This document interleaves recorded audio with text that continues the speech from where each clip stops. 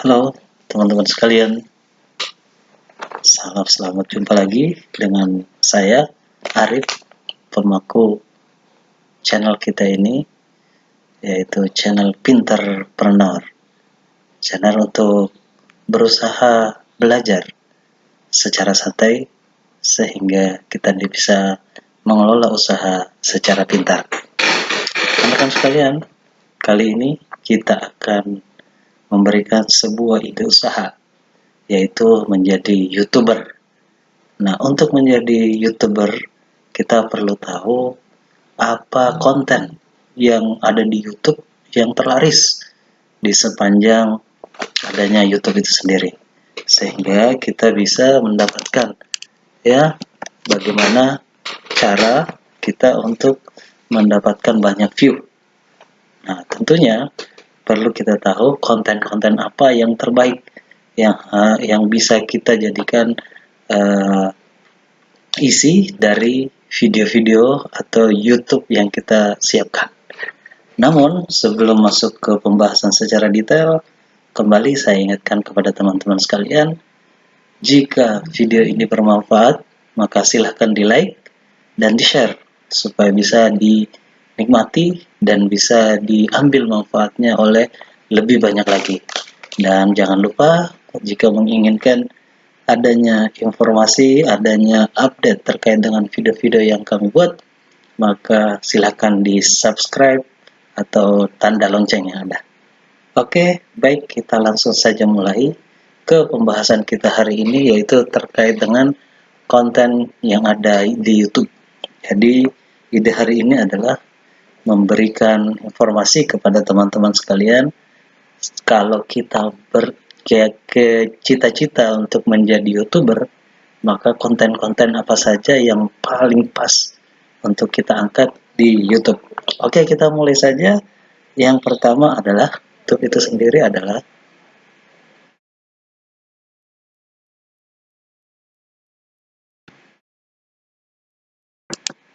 oke, teman-teman, kita mulai.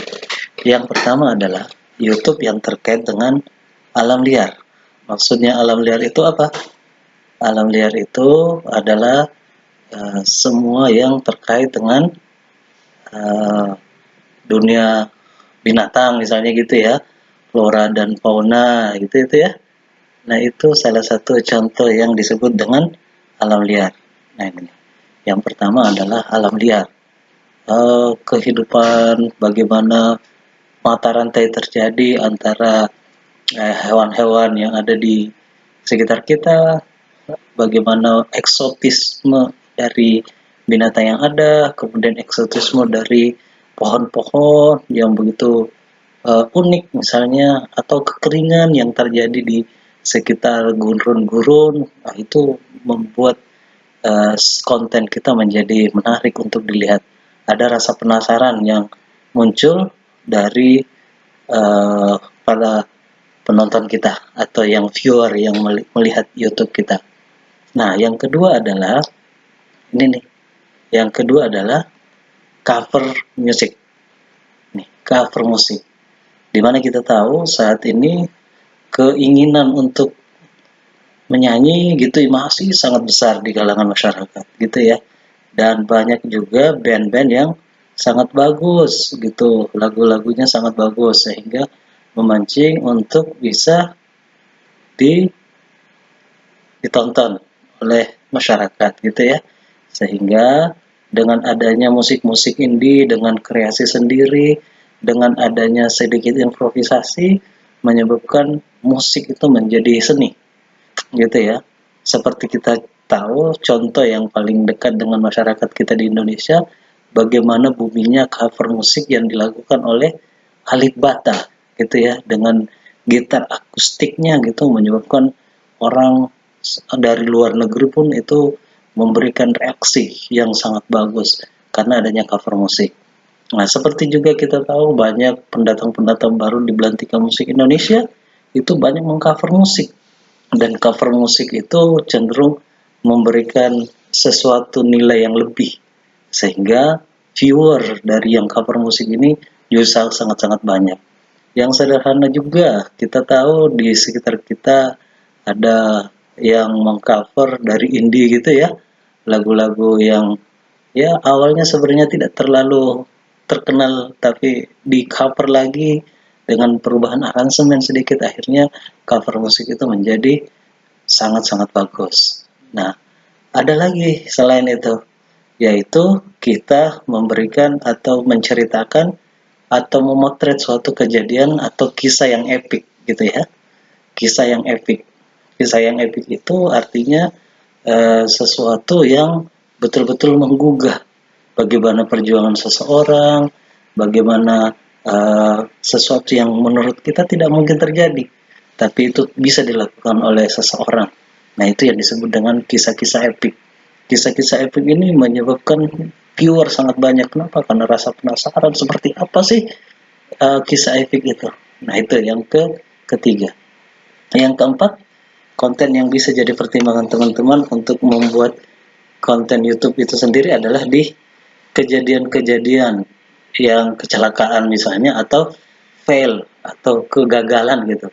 Contoh misalnya ada orang yang melakukan gerakan senam, tiba-tiba senamnya itu gagal sehingga bukan kaki yang pertama mendarat misalnya, tetapi kepala.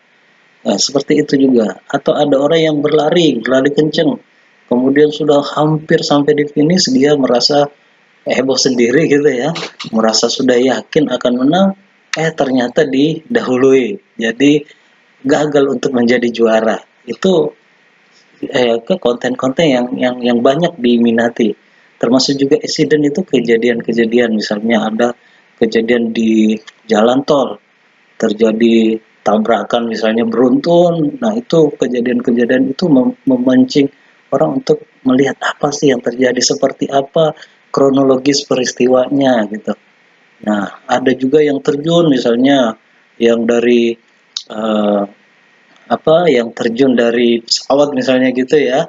Kemudian tidak berkembang atau tidak mengembang gitu ya, parasutnya sehingga terjadi accident. Itu juga pernah sangat-sangat mengguncang dunia YouTube karena viewernya sangat-sangat banyak. Nah, itu beberapa ya, yang bisa menjadi preferensi kita atau insight kita memilih konten-konten YouTube yang potensial kita angkat gitu ya. Selanjutnya, kita juga bisa mengangkat terkait tema yang lain, yaitu terkait kecantikan. Nah, ini buat kaum hawa itu menjadi magnet yang sangat besar nih, mencoba mengkombinasikan alat-alat kosmetik yang sederhana, kemudian menata seperti apa bentuk perawatan tubuh, mulai dari perawatan rambut, atau penggunaan fashion, atau make up. Kemudian lagi-lagi juga nggak ketinggalan, mulai dari bagaimana kombinasi pakaian antara yang pakaian atasan dengan sepatu dan aksesoris-aksesoris, itu sangat banyak. Konten-konten itu laris dan banyak sekali peminatnya di YouTube, sehingga itu bisa menjadi pertimbangan teman-teman untuk menjadi konten di dalam uh, di dalam memberikan value atau nilai dari konten YouTube yang mau diupload. Apalagi, apalagi. Nah, ini yang selanjutnya adalah goyangan. Dulu kita kenal dengan istilah Gangnam Style, itu banyak di search, dicari gitu ya di seluruh dunia. Kenapa? Karena mereka lagi gandrung gitu, mau melakukan goyangan yang sama. Atau pernah juga ada yang gerakan yang mematung gitu ya, mematung. Ada juga pernah gerakan bagaimana di atas bus gitu, ada sopir di depan, yang di belakang kiri kanan gitu seperti penumpang gitu kan ya. Nah, itu semua goyangan-goyangan, dan tidak terkecuali juga saat ini banyak yang mengkompilasi goyangan di TikTok. Nah, ini juga fenomenal, banyak orang yang mencari konten-konten yang terkait dengan goyangan itu sendiri. Apalagi konten yang betul-betul juga perlu kita jadi pertimbangkan adalah konten terkait how to, cara. Kenapa? Karena hampir semua orang mencari bagaimana cara membuat sesuatu, bagaimana cara melakukan kegiatan tertentu, itu mereka mencarinya video-video yang ada di YouTube gitu, berupa tutorial misalnya gitu ya, bagaimana cara membuat presentasi yang bagus, bagaimana cara membuat panel-panel surya, bagaimana bertani, bagaimana membuat handicraft gitu, dan lain sebagainya. Ini banyak sekali yang cari di YouTube. Apalagi selanjutnya yaitu pengembangan diri. Pengembangan diri atau motivasi. Ini juga banyak video-video yang dicari di YouTube mengenai pengembangan diri. Kenapa? Karena selain orang datang ke YouTube hanya untuk sekedar santai-santai, banyak juga yang datang dengan misi mau mengembangkan diri. Bagaimana di YouTube itu mendapatkan video-video yang bisa memotivasi diri, orang-orang yang gagal bisa berkembang, bahkan banyak juga motivator yang menggunakan channel tertentu di YouTube. Sehingga ini juga menjadi penggerak lah orang-orang datang ke YouTube untuk melihat seperti apa inspirasi-inspirasi yang diberikan oleh pada motivator. Bahkan kita tidak jarang melihat ada siaran TV yang dimana disiarkan ulang di YouTube gitu ya, yang berisi bagaimana orang-orang yang dari biasa saja dari nol gitu berusaha mengembangkan diri dan akhirnya sukses. Nah, ini salah satu konten yang bisa menjadi acuan teman-teman. Ada lagi konten yang lain, konten lucu-lucuan. Ini yang banyak nih, karena suasana orang yang mengakses YouTube itu adalah ada yang dalam kondisi capek gitu ya, ada juga yang dalam kondisi uh, sedih gitu. Nah, biasanya pelariannya adalah mencari konten-konten YouTube yang lucu-lucu gitu ya, apa videonya lucu kah, atau kata-kata yang lucu kah, pokoknya hal-hal yang sifatnya menyebabkan kita tertawa atau tersenyum sendiri atau bahkan sampai konyol, itu menyebabkan orang-orang tertarik masuk ke YouTube. Apalagi yang lain? Yang lain adalah game. Game ini banyak yang memberikan tutorial cara gamenya, bahkan ada juga yang sekedar exhibition memperlihatkan seperti apa capaian-capaiannya di game. Bagaimana dia lolos dengan level-level yang telah ditetapkan di game gitu ya. Bahkan menyampaikan juga seperti apa review game yang ada. Itu banyak sekali yang berminat di game. Apalagi yang lain adalah yang lucu ini juga meme gitu ya. Karena meme itu sendiri banyak yang terkait dengan kritik sosial. YouTube kadang digunakan juga untuk melakukan kritik sosial. Dilakukan dengan menggunakan meme, apakah itu gambar atau video gitu, itu semuanya bisa digunakan untuk meme. Nah, ini bisa menjadi inspirasi teman-teman sekalian. Orang-orang cerdas biasanya membuat ini, mengkombinasi dari foto-foto yang ada menjadi sebuah video, bahkan diisi dengan sebuah lagu, sehingga tercover seakan-akan sebuah lagu yang menggambarkan seluruh kejadian dari peristiwa yang lagi booming, yang lagi sorotan masyarakat. Ini yang banyak juga di view di YouTube. Apalagi yang lain? Yang lain adalah berita-berita. Berita-berita terkini gitu ya. Kalau misalnya kejadian ada pesawat misalnya, atau ada eh, tabrakan misalnya yang sifatnya bencana besar, itu orang pertama mengakses YouTube. Kenapa? Karena langsung banyak tuh yang mengupload video-video terkait dengan berita kejadian-kejadian itu, sehingga ya yang banyak dicari adalah YouTube. Minimal adalah orang-orang yang langsung berkepentingan dengan berita tersebut, minta update gitu. Oh, kejadian banjir misalnya, bagaimana kondisi di daerahnya misalnya. Nah, di berita ini banyak menyajikan hal-hal yang sangat faktual, yang up to date, sehingga orang-orang senang melihat di konten YouTube. Bahkan berita-berita yang menarik dia, tapi ada kegiatan yang lain di saat bersamaan, sehingga untuk melihat kembali biasanya dilihatnya lewat YouTube. Nah, apalagi yang lain? Yang lain adalah toko publik.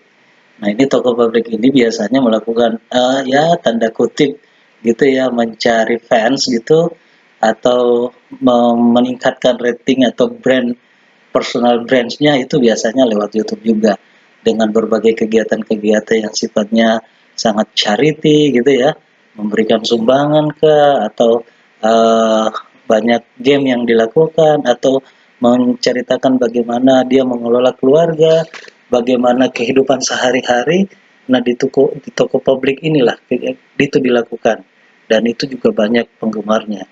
Kita tahu artis-artis, selebriti gitu ya, bahkan kita mengenal istilah selebgram gitu ya, itu banyak di-upload di YouTube. Termasuk juga tokoh-tokoh politik atau tokoh-tokoh yang kita anggap punya karisma, itu banyak diangkat di YouTube untuk menyampaikan ide-ide yang dia miliki, untuk menyampaikan bagaimana dia melihat visi-visi ke depannya. Seperti itu. Selanjutnya, ada lagi konten yang cukup laris, yaitu reaksi video. Jadi reaksi video itu sendiri adalah mereaksi terkait video yang pernah diupdate orang lain.